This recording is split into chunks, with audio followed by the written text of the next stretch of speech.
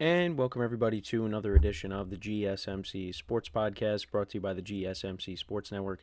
As always, I'm your host, Kenneth Grunfelder, and it's great to have you guys here on this Thursday, April 24th.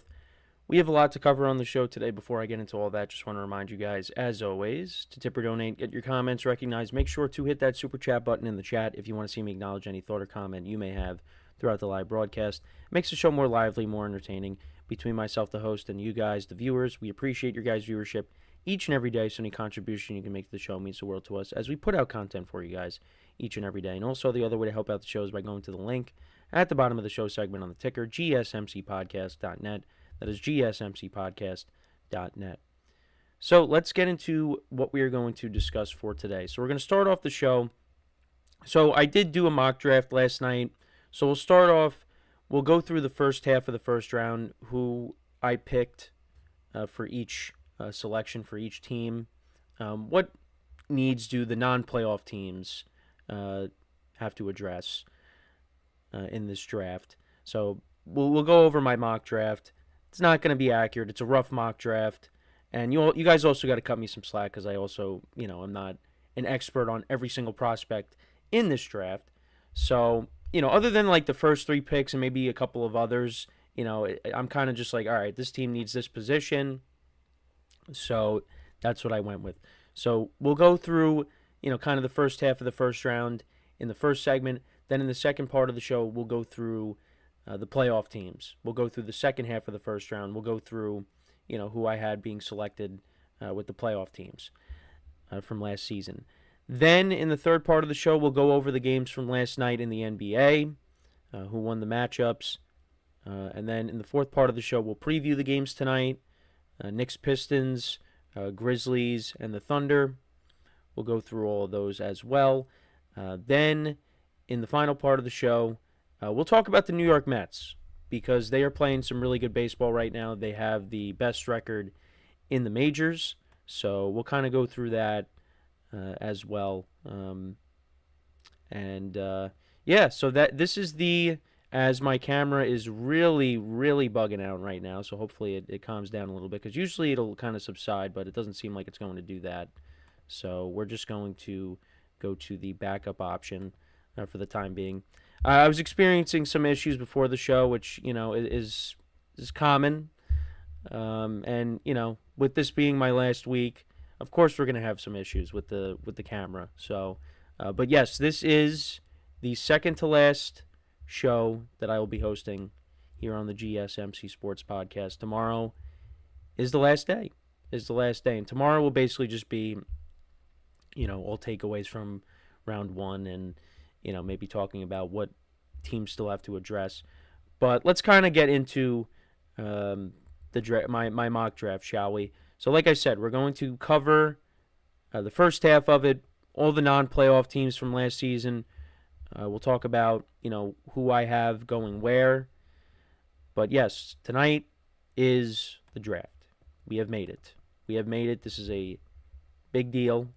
This is kind of one of those early signs of, hey, football season is right around the corner, which, well, I shouldn't say it's right around the corner, but we're getting to that point. And listen, I'm excited. I'm nervous. I'm skeptical. I don't know what's going to happen because, obviously I'm trying to focus on my team and, what they're going to end up doing. And that is, the New York Giants.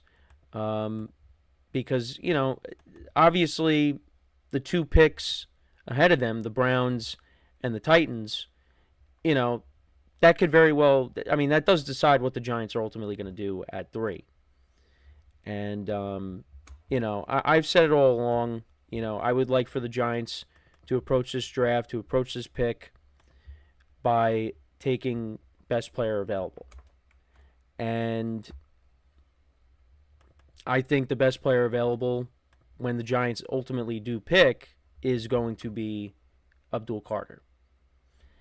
So to kind of go through how I have my mock draft set up. So again, I was doing it last night. The easiest one, unless this could be a smokescreen, and I've said that a couple of times. But I do have Cam Ward going to Tennessee. It seems like the Titans are in love with Cam Ward. And, they're a team that needs a quarterback. And actually, speaking of the Titans, they did add another weapon for their potential rookie quarterback. They added Tyler Lockett. So they bring in a veteran receiver over. So I just wanted to bring that up. But, yeah, Cam Ward I have going to the Titans.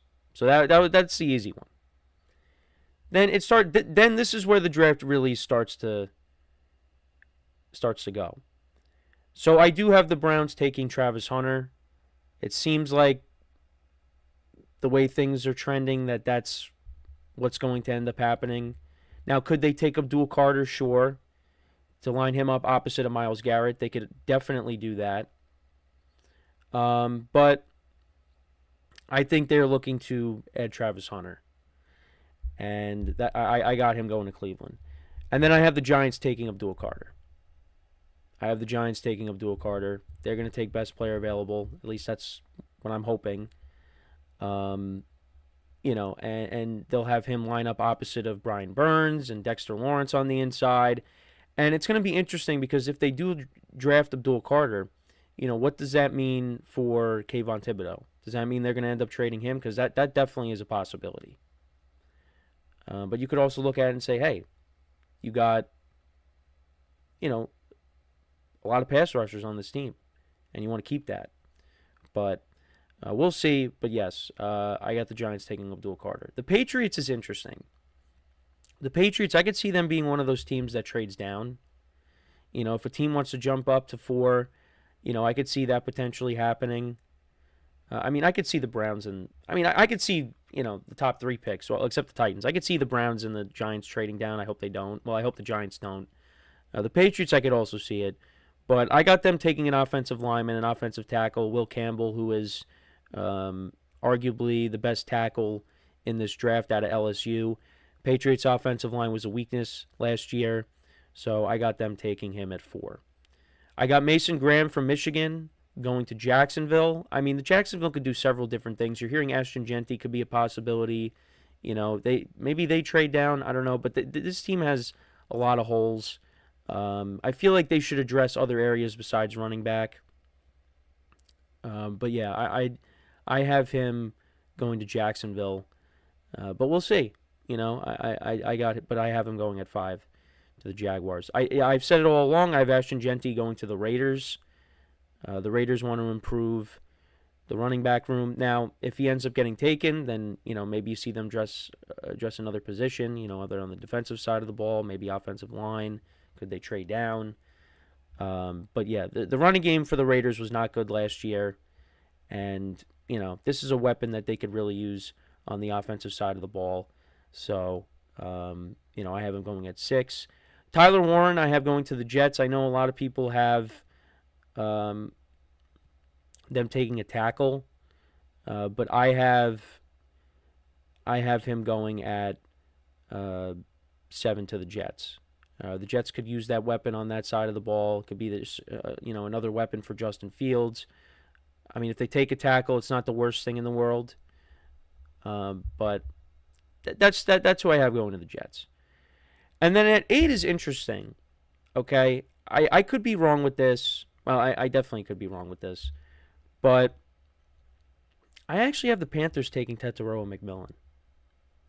I feel like the Panthers still need another weapon to add to this offense to help out Bryce Young. I know they're looking at some of the other young receivers. They still have Adam Thielen. But go out and get Bryce Young, arguably the best receiver in this draft, one of the best receivers in this draft. Give him a number 1 receiver. So,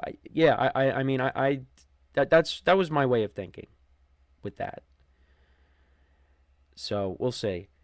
But I know some people have edge rusher. That's a possibility. But, again, I just was like, hey, Bryce Young needs a weapon. I haven't put him on anybody's team yet. That's who I have at 8. 9, I got Shedeur Sanders going to the Saints. I know that's been a popular pick for a lot of people now with the Derek Carr news. So, yeah, I got him going at 9, so we'll see what happens.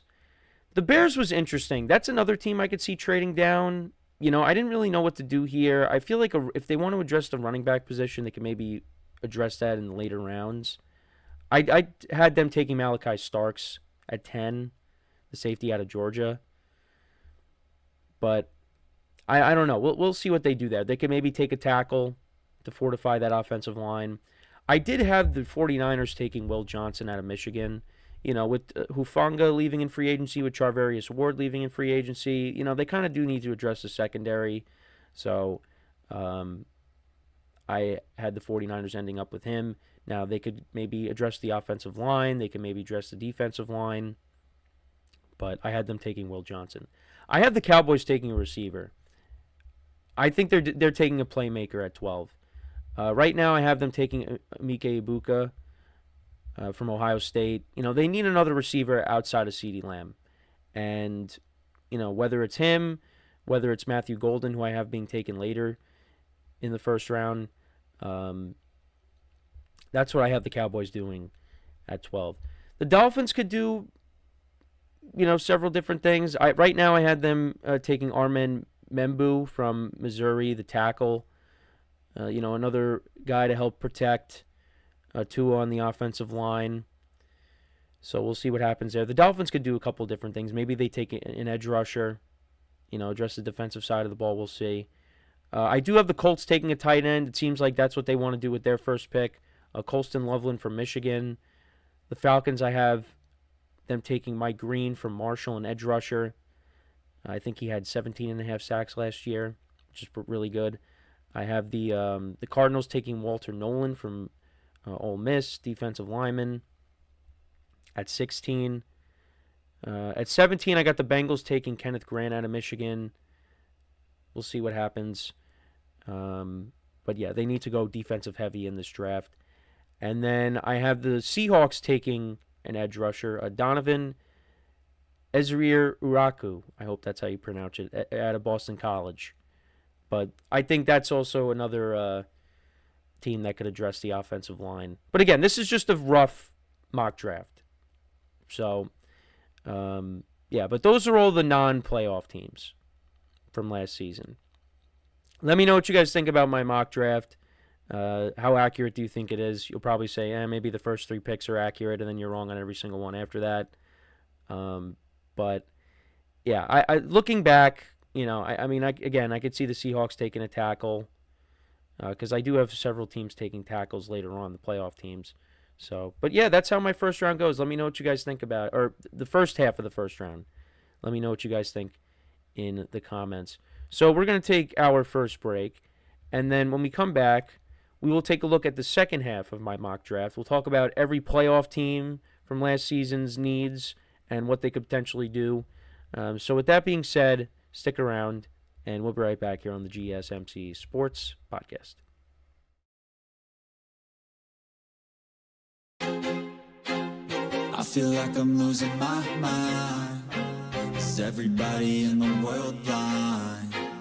Please, Lord, give me a sign, a sign. I feel like I'm losing my mind. Is everybody in the world blind? Please, Lord, give me a sign, a sign.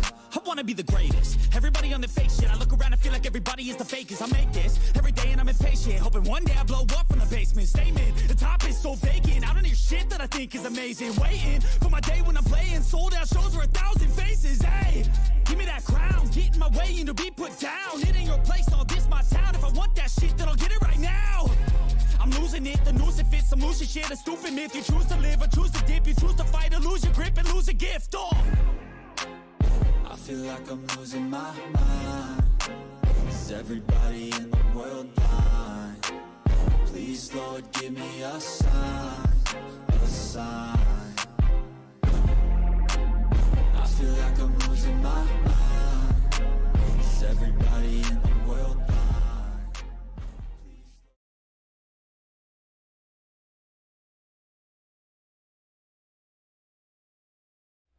And we are back here on the GSMC Sports Podcast. And for the second part of the show, we are now going to take a look at the second half of my mock draft. What each playoff team from last season could potentially address in the first round. What position could they potentially address in the first round? So let's go through it. So we left off with the Seahawks. I had them taking an edge rusher. I think, looking back, they'll probably maybe take an offensive lineman. I think that's probably what they should do.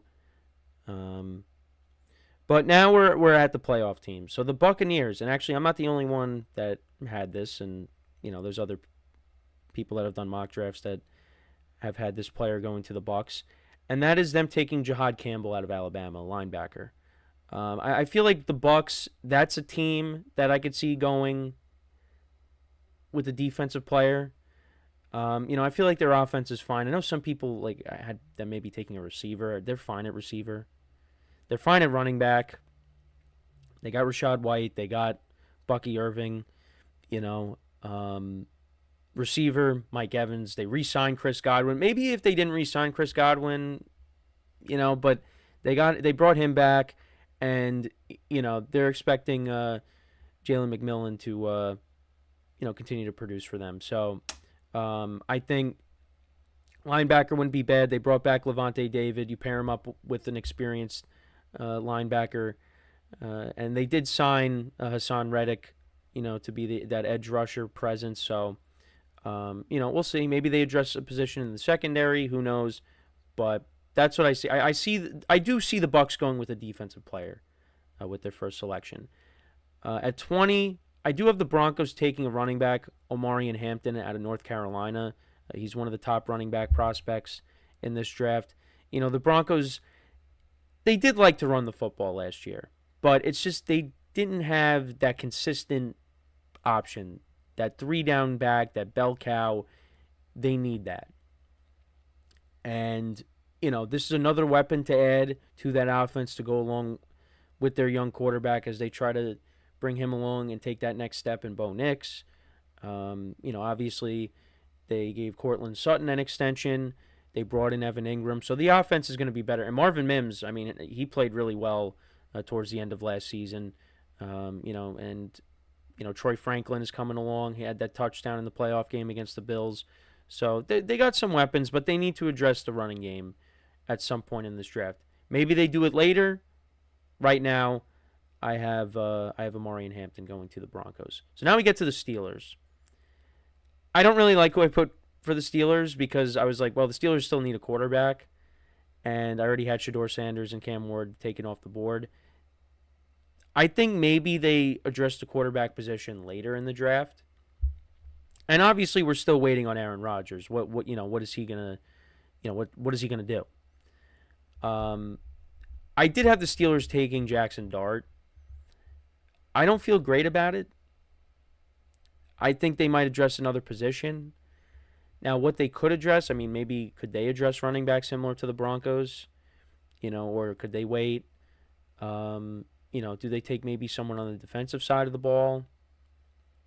They got a lot of young guys on the offensive line that they hope can take that next step, so maybe they don't address that. But I'm curious to see what the Steelers do.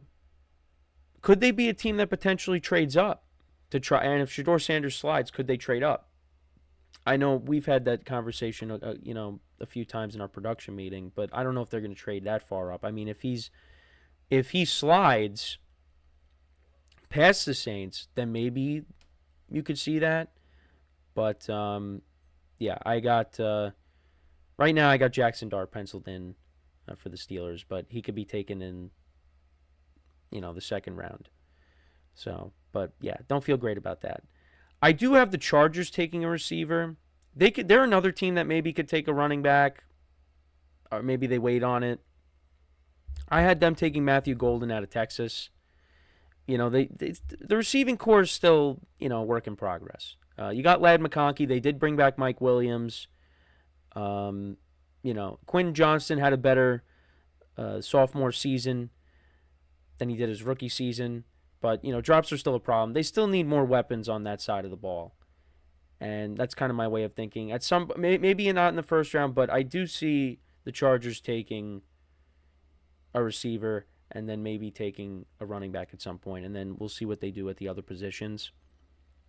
Maybe they take a pass rusher at some point, because they did lose Joey Bosa. They brought back Khalil Mack, but you still need to address that position. I mean, maybe Kenneth Grant doesn't go to Cincinnati, like I haven't projected, and maybe the Chargers look to take a Michigan player. I didn't even think of that. I should have had them taking a Michigan player. I mean, I wasn't going to have them take a receiver out of Michigan, but yeah, so we'll see. The Packers I have taking Luther Burden III, another receiver. They typically don't take receivers in the first round, but that could be a position that they address at some point. Maybe they look to add to the defensive side of the ball, maybe offensive line. We'll see. But that's who I had going to the Packers. I had the Vikings addressing the secondary. I had them taking cornerback Jahdae Barron from Texas.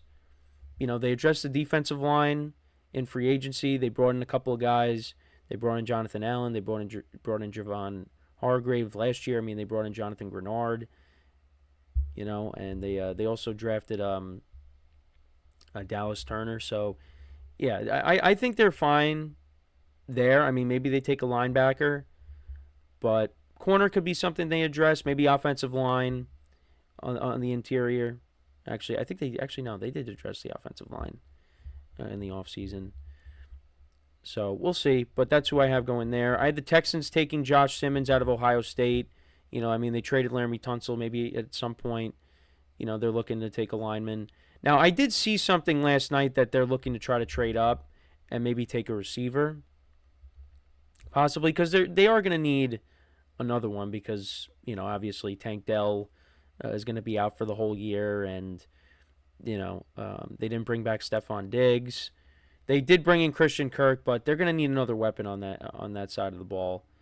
But, look, the offensive line was not good last year, so they're going to have to address that at some point. So I had, them taking a tackle. I also had the Rams taking a tackle, Kelvin Banks Jr. from Texas. The offensive line at the beginning of the year was banged up, and they obviously want to keep Matthew Stafford upright. Now, could they address, the secondary maybe? I saw that maybe they're potentially open to a reunion with Jalen Ramsey, or maybe trading for him again. We'll see. But offensive line, I think, is very important for this team because you want to keep Matthew Stafford healthy. They got two number one receivers in Puka Nacua and Devontae Adams now. Obviously, they did have two number ones with Cooper Kupp, but I think Devontae Adams at this point is better. Running game, I mean, maybe they address that at some point in the draft later, take one for depth. But, they're set with Kyron Williams. Tyler Higbee's back. So offensive line, maybe, linebacker, corner, safety, maybe you see something like that. But, yeah, that's who I had going to the Rams. And then with the Ravens, I had them taking a corner, Trey Amos out of Ole Miss. Secondary was a weakness of the team last year, although it did get better as, the year went on. But, they were very good at stopping the run. It's just, they were one of the teams that just were poor against the pass. So that was my way of thinking. I had the Lions taking Jalen Walker, linebacker out of Georgia. I think they go defense with their first pick. Whether it's edge rusher, linebacker, corner, safety. Actually, I mean, they might be fine. Maybe in the secondary they could draft a corner, but yeah, I see them going defense with their first pick. Washington, I think they could do several different things. Offensive line. Maybe you add another weapon. I think you could see them. I think they'll add, maybe a receiver at some point. But yeah, I had them taking a James Pierce Jr. out of Tennessee, an edge rusher. I had the Bills taking an edge rusher, but they could be a team that takes, a corner, address the defensive side of the ball.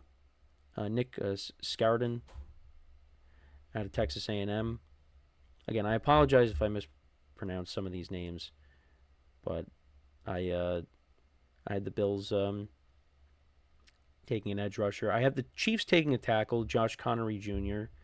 I know they signed Jalen Moore in the offseason, who was the backup to Trent Williams. But, I think offensive line is something they're going to have to address in this draft because it was pretty rough watching the Super Bowl. And also, they traded away Joe Thuney, who was one of their best linemen. So, yeah, they're going to need some revamping with the tackle spots.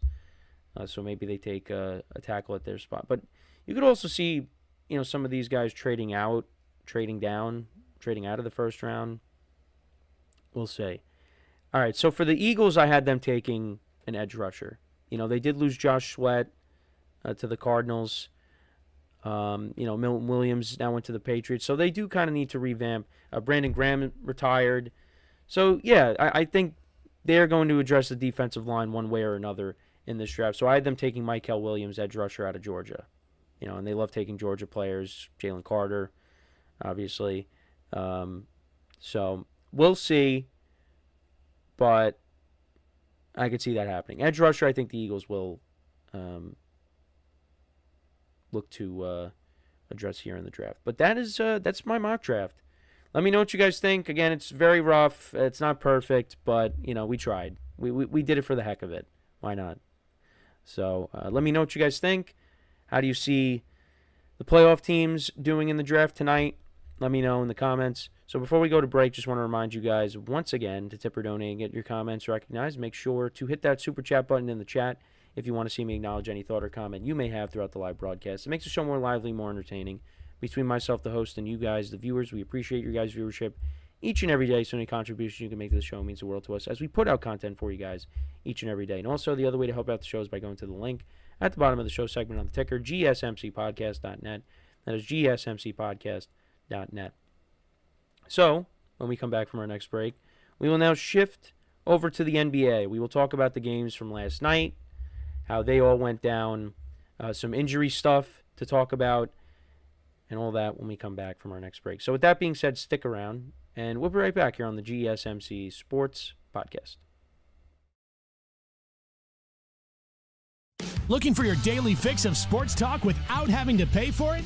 GSMC Sports Network is available on YouTube. Just search GSMC Sports Network. Get your fix of daily sports talk shows on YouTube, absolutely free. NFL, college football, NBA, MLB, MMA, UFC, fantasy football, and so much more.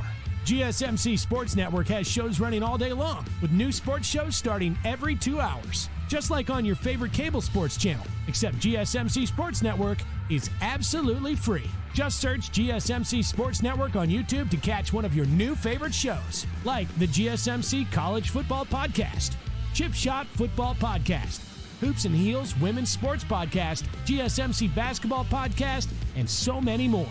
Check it out for yourself. GSMC Sports Network, now available on YouTube absolutely free. Search GSMC Sports Network on YouTube right now.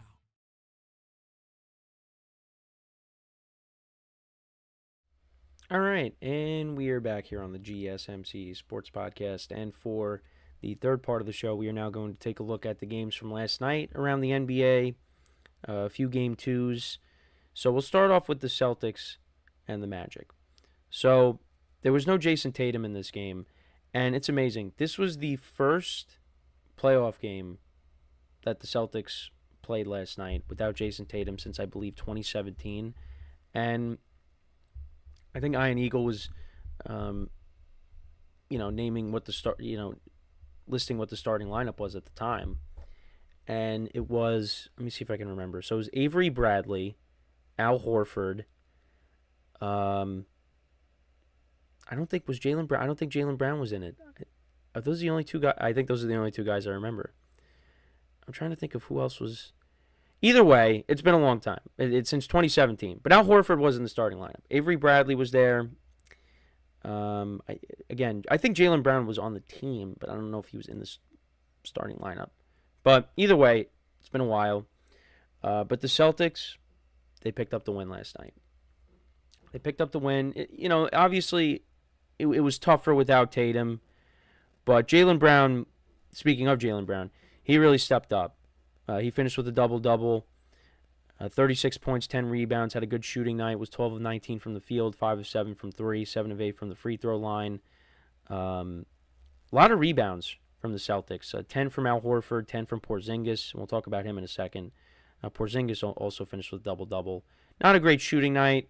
10 of 14 from the free throw line, 5 of 14 from the field in general, 0 for 5 from 3. Derek White went 3 for 10 from 3. But he finished with 17 points. Drew Holiday finished with 11. And Peyton Pritchard off the bench, he finished with 14.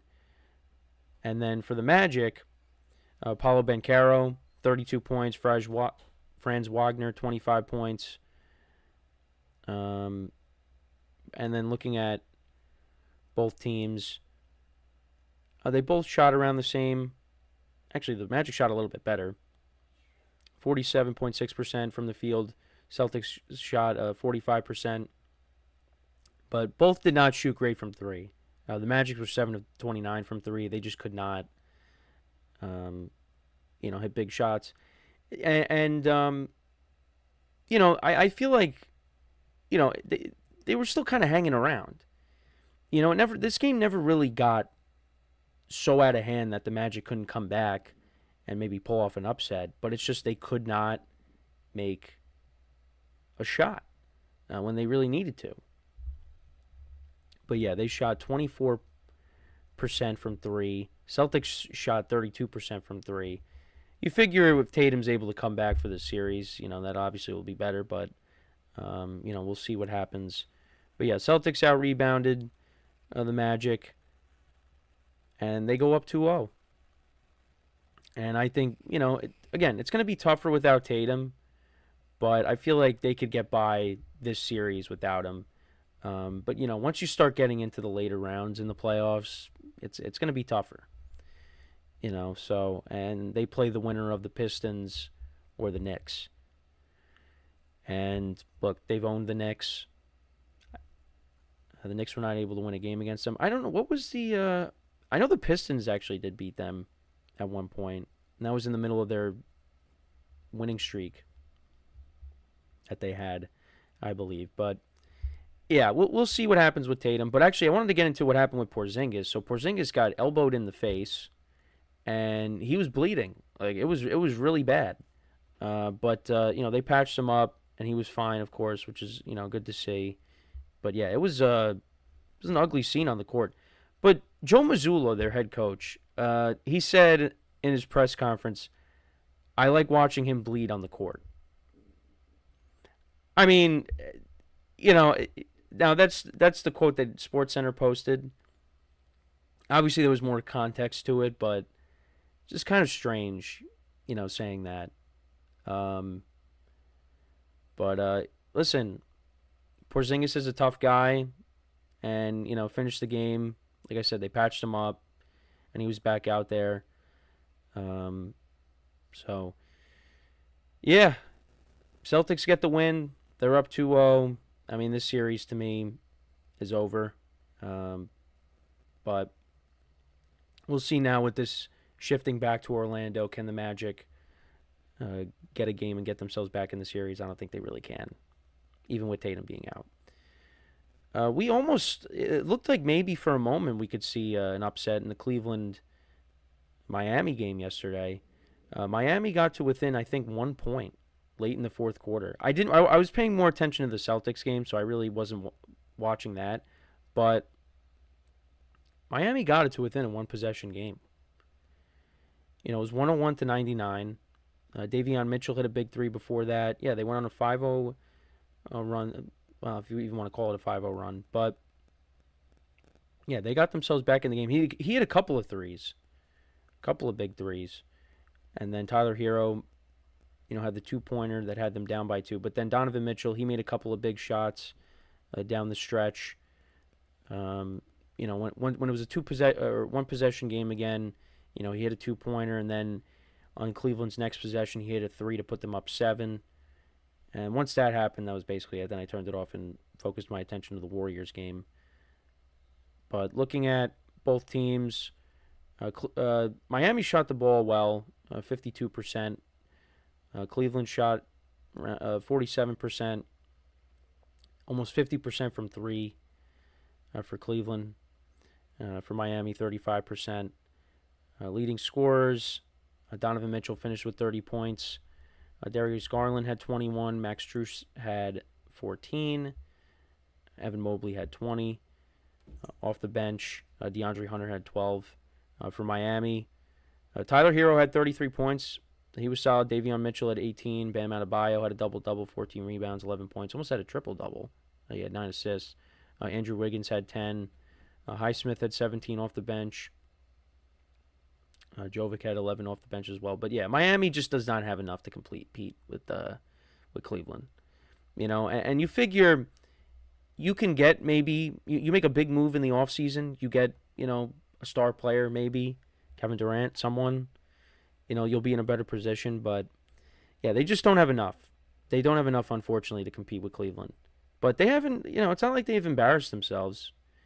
I mean, the other night they did lose by 20, but still, I mean, it was really because of a big fourth quarter by Cleveland. It kind of separated the gap even more, but yeah, it's just they don't have enough. They don't have enough. So now we get to the Warriors-Rockets game, and things may have turned in this series last night because of a major injury. So Jimmy Butler left the game early, landed on his backside. This was early in the game. He left the game with a pelvis contusion, and he was ruled out for the rest of the game. And the Warriors right now just don't have enough. You got Steph Curry. Other guys are going to have to step up, but I feel like if Jimmy Butler is out, for the rest of the series, he's getting an MRI today, but if he's out the rest of the series, I think the Rockets, I think this shifts now back in their favor,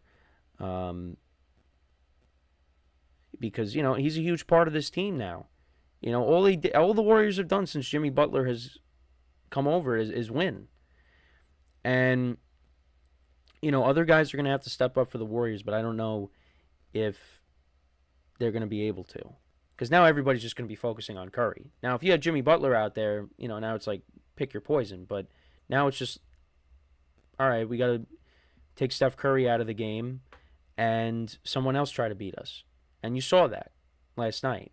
Curry was doing the best he could. He was trying to, chuck up some threes to get them back in the game, but it just wasn't the case. But yeah, looking at the statistics from last night, best player last night was Jalen Green.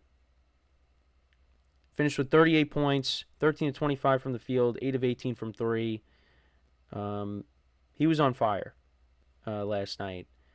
Şengün, he finished with 17 points, 16 rebounds. He finished with a double-double. Dylan Brooks, he finished with 16 points. Easton off the bench finished with 14. Things got chippy in this game. Draymond Green, I was getting into it with the Rockets. I forget who he was getting into it with. Was it Jalen Green or East? I know someone threw a towel at somebody. Things got chippy. But for the Warriors, though, yeah, Steph Curry finished with 20 points. Not a great shooting night. 6 of 15 from the field.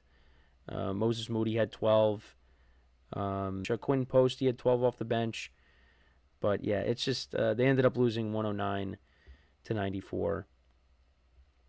The Rockets, even with Jalen Green having this big game, they never really stomped on the Warriors. I mean, the Warriors still kind of hung around a little bit. I know it got to as much as 20 at certain points, but the Warriors did narrow the gap. But yeah, I mean, they ultimately lost by 15 here. But yeah, now this shifts back to Golden State. Again, if Jimmy Butler's out for an extended period of time, he's out for the rest of the series. Yeah, I think this might be the end for the Warriors. I really do believe that. But we'll see. We'll see. So, for the Celtics, they got to win without Tatum. Cleveland picked up a win, so both those teams are up 2-0 in their series. And the Rockets, they even up the series at 1 game apiece. Now, I believe I did say that. I said I believe the Rockets are going to even up the series, even before the game, when we were doing picks yesterday for the show. But yeah, wasn't hoping for Jimmy Butler to get hurt. So we'll see what happens. Again, he gets an MRI today. We'll see what the update is. And, how long he's going to be out if he misses any time at all. Now, I think the next time they play is Saturday. So hopefully it's not too serious. But yeah, it looked pretty bad when he landed on his backside, how he did. But let me know what you guys think about the games from last night. So we are going to take our next break. And then when we come back, we will discuss the games for tonight. We will preview them: Pistons, Knicks, Grizzlies, Thunder, and then the last one. What's the other one? There's three on tonight. Nuggets, Clippers, which is a very good series. So we'll get into all of that when we come back from our next break. So with that being said, stick around, and we'll be right back here on the GSMC Sports Podcast.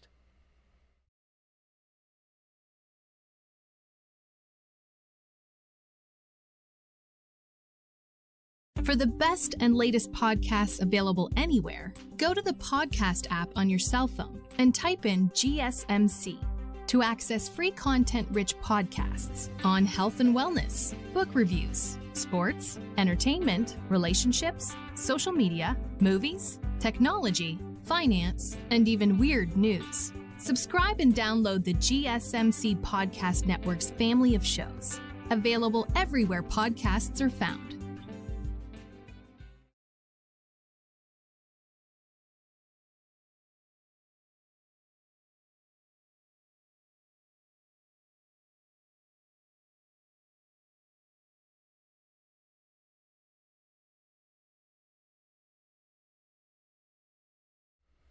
And we are back here on the GSMC Sports Podcast. And for the fourth part of the show, we are now going to preview the games tonight in the NBA playoffs. I will give you my picks for the games tonight. Mainly, we're going to talk about the Knicks and the Pistons.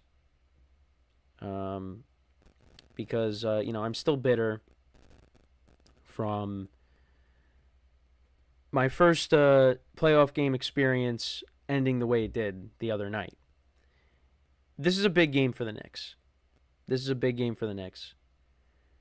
And I feel like if they go down 2-1, I'm not saying the series is over, but they're going to really have their backs against the wall. And, I mean, depending on how they lose tonight, if they do lose, that'll really, tell me where the series is going to go. But guys are going to have to step up. The Pistons, they're getting contributions from Tobias Harris. You saw Dennis Schroeder get 20 points off the bench the other night. Cade Cunningham, found his rhythm. After, his playoff debut was not horrible. He still, finished with a decent stat line. But game 2, he was a lot better. For the Knicks, Karl Anthony Towns got off to a good start, but, 3 quarters of the game, he was a no-show after that. Which, there's a lot of blame going around, whether it's coaching, Jalen Brunson not getting him the ball. It's just, it's a lot. Mikal Bridges, he got off to a good start, and then he couldn't hit an open 3. Josh Hart wasn't great. OG Anunoby, those guys need to step up. And Jalen Brunson has to get them the ball as well, because I know a lot of people are saying that, look, it's Brunson playing a 1v5. Get your guys involved. And also, for the Knicks off the bench, Cameron Payne, he sparked that comeback in game 1, and then he didn't finish with anything in game 2. Really, nobody on the bench did anything. So this is a big game. This is really going to tell us how this series is going to go, I feel. Even if the Knicks lose tonight, again, the series is not over. But this is a very important game. And the Pistons are going to be hosting a playoff game for the first time in a while.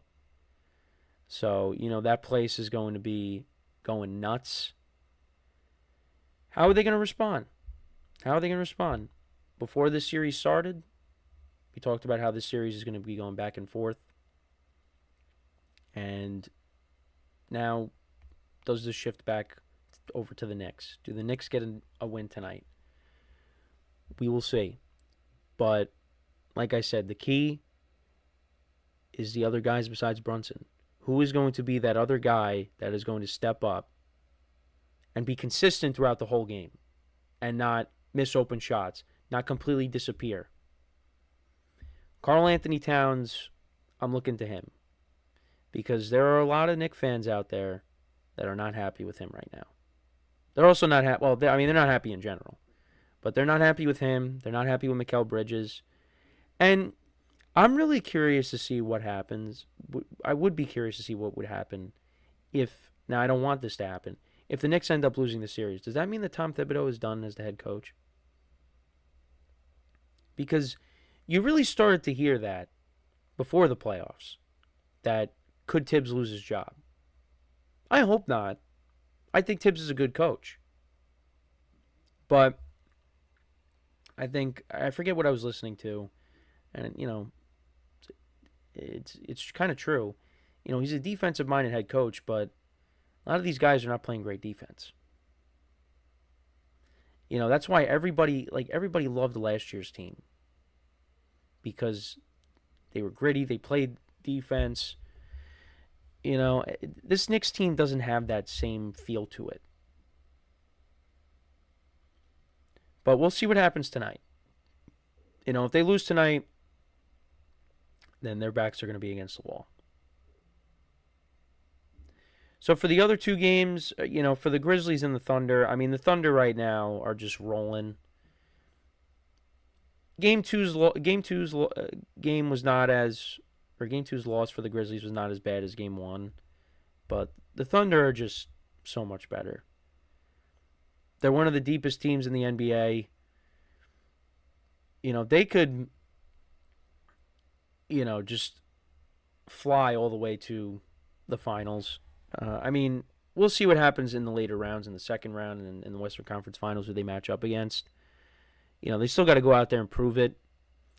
But, it's the gap is wide between these two teams. And I don't think the Grizzlies are a bad team. But it just shows you how much better the Thunder are. And I think this is going to be a clean sweep. I didn't say I'm going to take the Knicks tonight, but I'm taking the Thunder tonight. I think it's a clean sweep.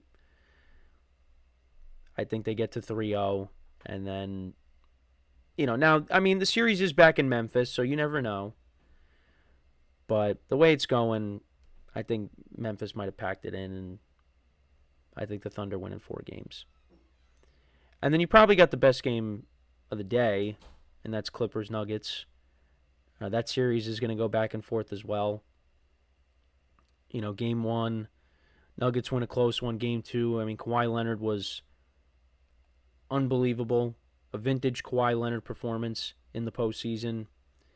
And, it's interesting because we talked about him recently this week in our production meeting and how he'll be remembered. And it's amazing how his career has gone, because when he first came onto the scene, he's with the Spurs, won Finals MVP, played really well. Then, of course, gets traded to Toronto, wins the Finals, and he was unbelievable in that. He hit one of the, most memorable buzzer beaters in NBA history against the Sixers. And, they knocked off the Warriors. Now, the Warriors, of course, were dealing with injuries. Kevin Durant ruptured his Achilles in the finals. Klay Thompson also got hurt. So, if the Warriors were at full strength, I don't know if the Raptors win. But they did. And then he ended up going to the Clippers after that. But, a lot of negativity around Kawhi with the load management and the injuries. But you see that Kawhi is still that guy. When you see performances like that the other day, he's still that guy. Now, I think for a lot of players, like Kawhi's a 2-time NBA champion. And let's say the Clippers go on and they win another championship with him leading the charge. There was a little bit of a disagreement, but I do think you're going to look back at Kawhi and say, man, he was unbelievable. You're not really gonna say, well, he was. I mean, I guess you will, but you're more gonna. I think people are gonna focus more on the good rather than the bad if he wins another championship. If he doesn't, then you'll probably say, because it's been a while. I mean, that was back in what was it, 2019? 2018, 2019 is when the Raptors won. So yeah, that was a long time ago. So, but if Kawhi can finally, get back to a finals and maybe win it, maybe people look at him in a different light. And, James Harden would be happy too, because, Harden's another guy that, I mean, at least Kawhi has 2 rings. I mean, James Harden doesn't have a ring. He would like to win one. So, but this series is, we still got a long way to go before that. But, that was just something I wanted to bring up. But yeah, Kawhi is a great player when he's healthy. And he's healthy right now, and he's playing really well. This is going to be a back-and-forth series. This is back in L.A. Look, I took the Nuggets to win in 7. I'm going to say it's going to be another close game. I'm going to say the Nuggets win tonight. It's going to be a close game. Say they win. They go up 2-1. Having said all that stuff about Kawhi. But yeah, this is a very good series. What we're watching right now, it's a really good series. So, we'll see what we'll see what Westbrook does tonight, if he does anything crazy. But probably going to miss some of that game because I'm going to be, focusing in on the draft.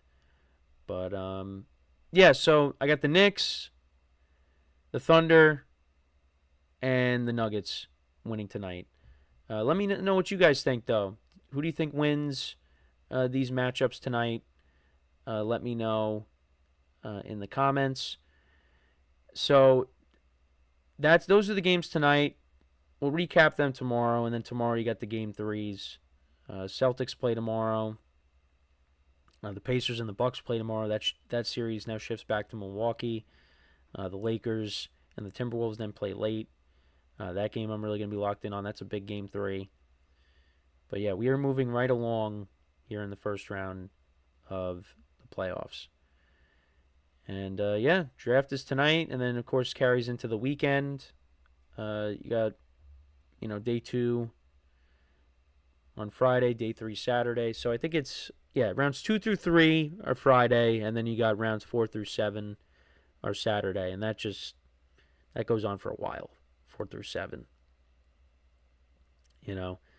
But yeah, it's a big weekend in sports. So when we come back from our final break of the show, we are going to talk about baseball a little bit. We'll talk about the other New York team, not this one. We are going to talk about the New York Mets. They are playing really good baseball. They've won 7 straight. They're in first place. They actually hold the best record in the majors. I wanted to just fix the segment title so everything was capital. But yeah, they've won 7 straight games, coming off of a great homestand. And we'll kind of just talk about them and, how they've been doing. So for one final time today, stick around, and we'll be right back here on the GSMC Sports Podcast.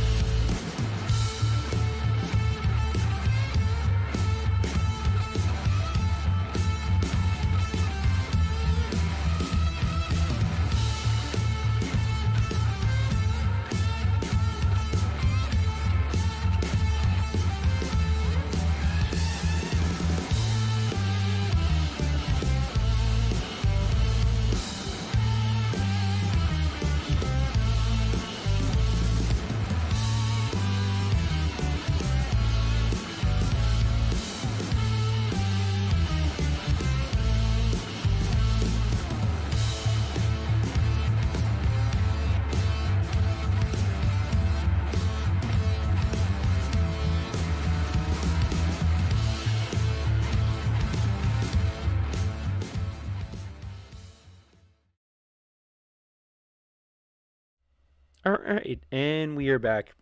Excuse me. All right, and we are back here on the GSMC Sports Podcast. And for the final part of the show, we are going to talk about the Mets as they currently hold the best record in baseball.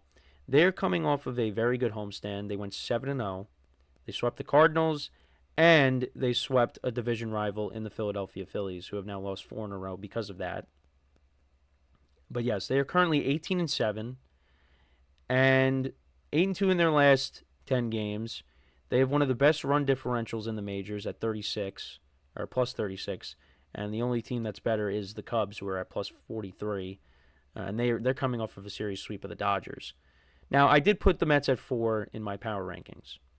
And look, I think being at 4 is not bad. You're still one of the best teams in the majors. But, now they have the best record in baseball. And you got guys in their lineup that are producing. Some guys aren't, but, they'll get it going. Pete Alonso has looked really good this year. Francisco Lindor, he's batting over 300 right now. I mean, he's gotten off to a much better start than he did last year. I mean, last year he was still very good, but, he started off slow. But right now he's batting over 300. He's got 5 homers, 14 RBIs, and 869 OPS. And then Pete Alonso, he's batting 341 on the season. 341. He's got an 1100 OPS. He's got 6 homers, 26 RBIs on the year. And look, they're doing it without Juan Soto, producing. I mean, he drove in a couple of runs, this past series, and he's looking better.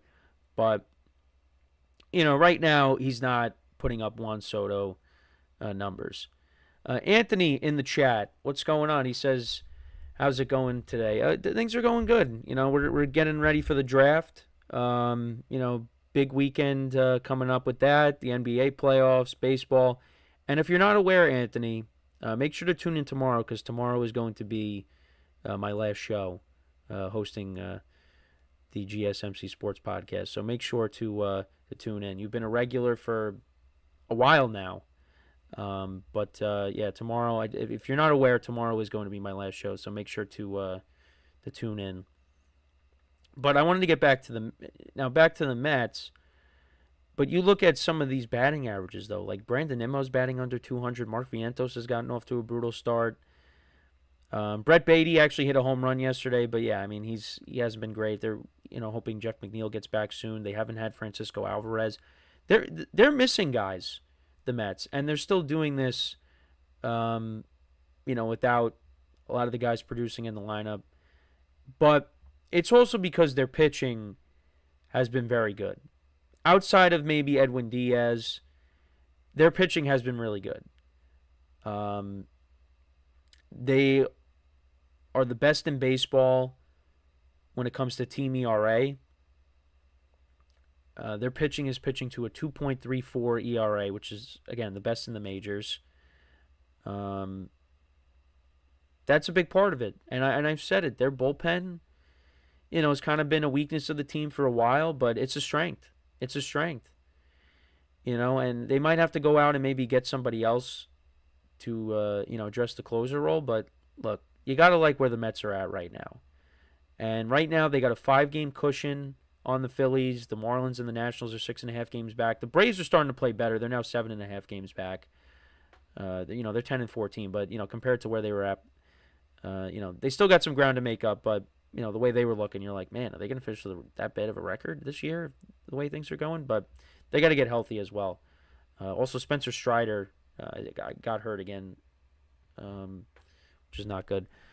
Anthony in the chat, a couple of things. With his last 2 performances, do you think it affects the trade value for Sandy and what Miami can actually get for him, or his last 2 performances don't really matter? It's still early. It's still early. I mean, let's see where we're at when we get more towards the trade deadline. I think there's still teams, that are going to want to trade for him, because there's teams that are always going to need pitching. He also said, because I'm reading where reports on MLB trade rumors and hearing it from ESPN and MLB Network that they're probably going to trade him by the end of May. We'll have to wait and see. But he is definitely going to be someone that I think we could see getting dealt at the deadline. But I think, with the the recent performances that he's had. Look, I mean, he's coming back from a major injury, right? So, obviously, yeah, it might not be great in the beginning, but, let's see what happens next year. Let's see where he ends up. Let's see where he ends up. But he is someone that is going to be a popular trade candidate. But, I mean, you look at the Marlins. I mean, 11-13, they're not doing horrible.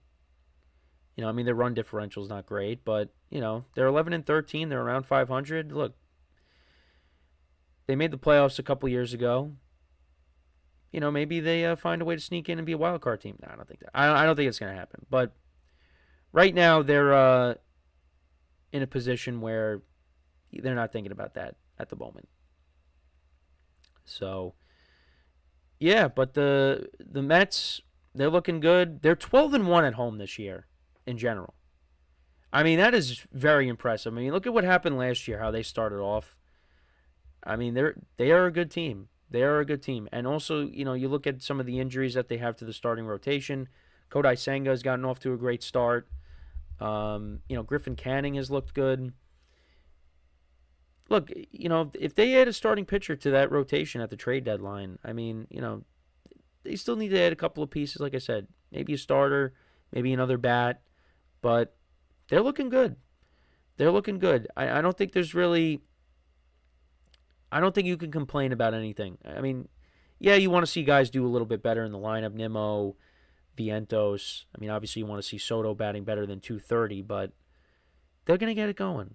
Well, Soto I know is going to get it going. I don't know, and Nimmo. I don't know about Vientos. Vientos last year, he was great, but, we got to see the consistency. And, I mean, I think he's a better player than 175. So, we'll see. But... yeah, I mean, the Mets, good position right now. They're in a good position. Both New York teams are in first place. Mets currently hold the best record in baseball. So, we'll see if they can keep it up. Anthony also says, I don't know what it is. I think by the deadline we're going to be 12 games under.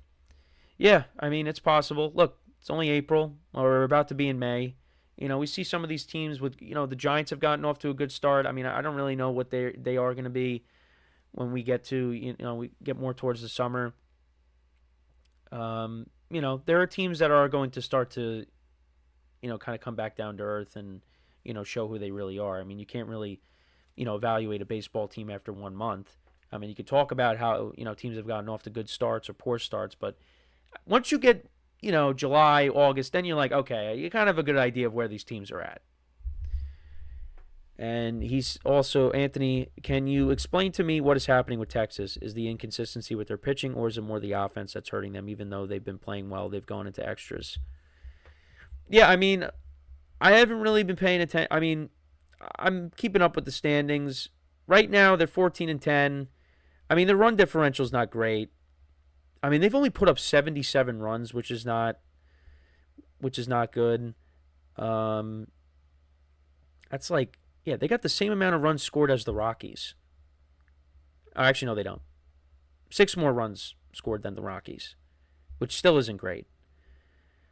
Right now, well, let's see. Let's look at where they're at, the Rangers. So, let's look at their pitching. So, right now, the Rangers are 6th in ERA. They are 4th in WHIP. Opponent's batting average, they're 7th. So their pitching is good. I mean, but if you look at their hitting, I mean, let's look at the batting average. Batting average, they're 24th. Home runs, they are, where are they? They're 12th. RBIs, they're 27th. On base percentage, they're 28th. They got a 278 on base percentage. Slugging, they are 23rd. OPS, they are 25th. So it's kind of the inconsistency with the lineup. The problem is the lineup. They're not scoring runs, but their pitching's been good, so it's kind of equaled out. But they're in first place right now. So, you want to see guys get it going more. I know Jock Peterson, who they brought in, he's gotten off to a bad start. But yeah, so I guess when you look at the Rangers and their stats, it's the lineup. The lineup is not producing the way they're hoping, and they got a good team. Look, this is the team that won the World Series a couple years ago. Last year I think what they finished with 78 wins. But you got a healthy Jacob deGrom, you got Eovaldi, so the pitching is good, but the lineup's got to get it going, and you got Bruce Bochy there still, so still got to respect this team. But yeah, they're in first place. But you definitely want to see this team start to pick it up a little bit offensively. Because what's funny is you look at they're 14-10, but I think their expected win loss total is 10-14 right now. But they're also at home. They're playing really well. They're 10-3 at home. They're 4-7 on the road. 5-8 against teams over 500. But we'll see. Right now, they're 1 game up on the Astros and the Mariners. They're 2.5 games up on the Angels, and then they're 3 games up on the A's. And the A's got some young players to be excited about. They brought up Nick Kurtz yesterday, and he had an RBI single, I think in his first at bat. Yeah, there's that. But yeah, that's pretty much it for the show for today. Anthony, appreciate the comments. Make sure to check out all the other shows on the network throughout the day. Make sure to leave a like, comment, and subscribe to our videos, to our YouTube channels, wherever you get your podcasts. Make sure to check us out on there if you want to listen to us on the go. And yeah, tomorrow is going to be the last show. Tomorrow is going to be the last show. That's it. That does not mean though that I'm going to disappear. We'll talk more about that tomorrow towards the end of the last show. But yeah, we're almost at the finish line, which it's sad, but it's also exciting with what I am trying to plan, what I have planned coming up on the horizon. So make sure to tune in tomorrow for the last show. We're going to talk draft, NBA, and I'm trying to have something planned for the final segment. I did bring it up briefly, but yeah, that's tomorrow's the last show, as I keep saying it. So, as always, I'm your host, Kenneth Grunfelder, signing off from the GSMC Sports Podcast, brought to you by the GSMC Sports Network. Have a good day. Enjoy the draft. Enjoy the playoff games tonight. And I will talk to you guys tomorrow. Take care.